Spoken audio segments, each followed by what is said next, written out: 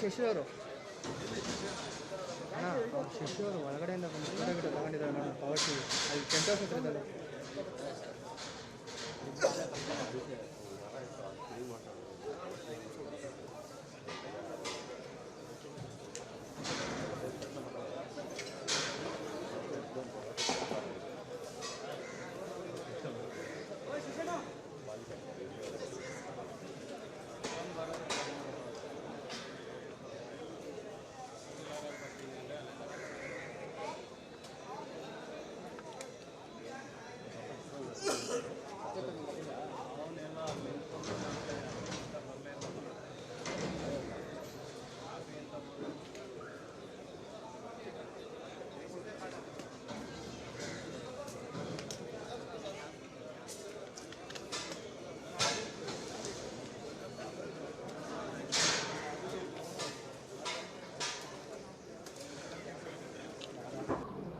ಸುಮಾರು 6 ದಶಕಗಳಿಗೂ ಹೆಚ್ಚು ಕಾಲ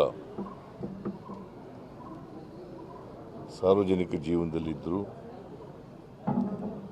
ಮತ್ತು ಸಮರ್ಥ ಆಡಳಿತಗಾರರಾಗಿ ಕೂಡ ಇದ್ದರು. ಕೆಲವೇ ರಾಜಕಾರಣಿಗಳಲ್ಲಿ ವಿಧಾನಸಭೆ, ವಿಧಾನ ಪರಿಷತ್ತು, ಲೋಕಸಭೆ, ರಾಜ್ಯಸಭೆ 4 ಕಡೆ ಸದಸ್ಯರಾಗಿದ್ದವರಲ್ಲಿ ಕೆಲವೇ ರಾಜಕಾರಣಿಗಳಲ್ಲಿ ಇವರು ಒಬ್ಬರು. ರಾಜ್ಯದ ಮುಖ್ಯಮಂತ್ರಿಯಾಗಿದ್ದರು, ಮತ್ತು ವಿಧಾನಸಭೆಯ ಸ್ಪೀಕರ್ ಆಗಿದ್ದರು, ವಿಧಾನ ಪರಿಷತ್ತಿನ ಸದಸ್ಯರಾಗಿದ್ದರು, ವಿಧಾನಸಭೆಯ ಸದಸ್ಯರಾಗಿದ್ದರು, ಲೋಕಸಭೆ ಸದಸ್ಯರಾಗಿದ್ದರು, ರಾಜ್ಯಸಭಾ ಸದಸ್ಯರಾಗಿದ್ದರು. 5 ವರ್ಷಗಳ ಕಾಲ ಈ ರಾಜ್ಯದ ಮುಖ್ಯಮಂತ್ರಿಯಾಗಿ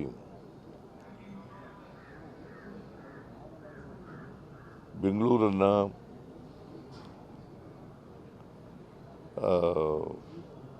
ಎಂಥದ್ದು ಸಿಂಗಾಪುರ್ ಮಾಡಬೇಕು ಅಂತಕ್ಕಂಥ ಕನಸನ್ನು ಕಂಡಿದ್ದಷ್ಟು.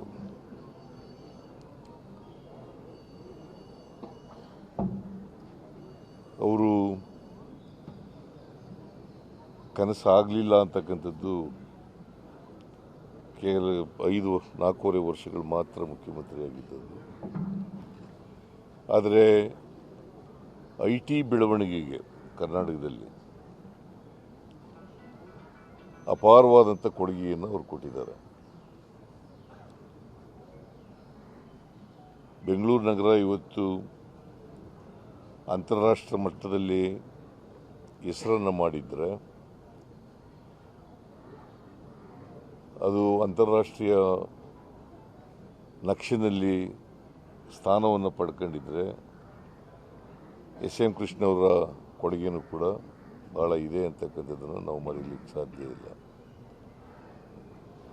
ಇವತ್ತು ಬೆಂಗಳೂರು ನಗರ ಸಿಲಿಕಾನ್ ವ್ಯಾಲಿ ಆಫ್ ಇಂಡಿಯಾ ಆಗಬೇಕಾದ್ರೆ SM ಕೃಷ್ಣ ಅವರ ಕೊಡುಗೆ ಅಪಾರವಾಗಿದೆ. ಅವರು ಮುಖ್ಯಮಂತ್ರಿಯಾಗಿದ್ದಂಥ ಸಂದರ್ಭದಲ್ಲಿ ಅನೇಕ ಸವಾಲುಗಳನ್ನು ಎದುರಿಸಬೇಕಾಗಿ ಬಂತು. ಒಂದು ಬರಗಾಲ ಇದ್ದದ್ದು ಅವ್ರ ಕಾಲದಲ್ಲಿ, ಎರಡನೇದು ಡಾಕ್ಟರ್ ರಾಜ್ಕುಮಾರ್ ಅವರನ್ನು ವೀರಪ್ಪನ್ ಕಾಡುಗಳ್ಳ ಅವ್ರನ್ನ ಅಪಹರಿಸಿಬಿಟ್ಟಿದ್ರು. ಆಮೇಲೆ ಕಾವೇರಿ ವಿವಾದ, ಇವೆಲ್ಲದರಲ್ಲೂ ಕೂಡ ಭಾಳ ಜಾಣ್ಮೆಯಿಂದ ವ್ಯವಹರಿಸಿದ್ರು. ಮತ್ತು ರಾಜ್ಯಪಾಲರಾಗೂ ಕೂಡ ಕೆಲಸ ಮಾಡಿದರು, ಮಹಾರಾಷ್ಟ್ರದ ರಾಜ್ಯಪಾಲರಾಗಿ ಕೆಲಸ ಮಾಡಿದರು. ನಾನು ಅವರು ರಾಜ್ಯಪಾಲರಾಗಿದ್ದ ಸಂದರ್ಭದಲ್ಲಿ ಕಾಂಗ್ರೆಸ್ಸನ್ನು ಸೇರೋದಕ್ಕಿಂತ ಮುಂಚಿತವಾಗಿ ನಾನು ಮುಂಬೈಗೆ ಹೋಗಿದ್ದೆ. ನಾನು, ಮಾದೇವಪ್ಪ, ಇಬ್ರಾಹಿಮು ನಾವೆಲ್ಲರೂ ಕೂಡ ಮುಂಬೈಗೆ ಹೋಗಿದ್ದು. ನಾವು ಅವ್ರಿಗೆ ತಿಳಿಸೋಕ್ಕೋಸ್ಕರ ಹೋಗಿದ್ದರು. ನಾನು ಕಾಂಗ್ರೆಸ್ ಸೇರ್ಕೊತೀನಿ ಅಂತೇಳಿ ತಿಳಿಸ್ಲಿಕ್ಕೆ. ಅವರು ಆ ಸಂದರ್ಭದಲ್ಲಿ ಒಂದು ಮಾತನ್ನು ಹೇಳಿದರು, ನೀವು ಕಾಂಗ್ರೆಸ್ ಸೇರ್ತಾ ಇರ್ತಕ್ಕಂಥದ್ದು it is N historical necessity ಅಂತ ಹೇಳಿದರು. ಅಲ್ಲೇ ರಾಜಭವನದಲ್ಲಿ ಊಟ ಮಾಡಿ ಭಾಳ ಹೊತ್ತು ಇದ್ದು ಅವ್ರ ಜೊತೆಯಲ್ಲಿ ಬಂದಿದ್ದು. ಒಂದು ರೀತಿ ಸೌಮ್ಯ ಸ್ವಭಾವದ ಸಜ್ಜನ ರಾಜಕಾರಣಿ, ಯಾವತ್ತೂ ಕೂಡ ಶೇಡನ್ ರಾಜಕಾರಣ ಮಾಡಿರಲಿಲ್ಲ, ದ್ವೇಷದ ರಾಜಕಾರಣ ಮಾಡಿರಲಿಲ್ಲ. ಸೊ ಭಾಳ ದೀರ್ಘಕಾಲ ಕರ್ನಾಟಕದ ಜನರ, ದೇಶದ ಜನರ ಸೇವೆಯನ್ನು ಮಾಡಿದ್ದಾರೆ. ಅದರಿಂದ ಕರ್ನಾಟಕದ ರಾಜಕಾರಣ ಒಬ್ಬ ಒಳ್ಳೆ ವಾಗ್ಮಿಯನ್ನು, ಸಂಸತ್ಪಟುವನ್ನು ಕಳ್ಕೊಂಡದ್ದಾಗಿದೆ.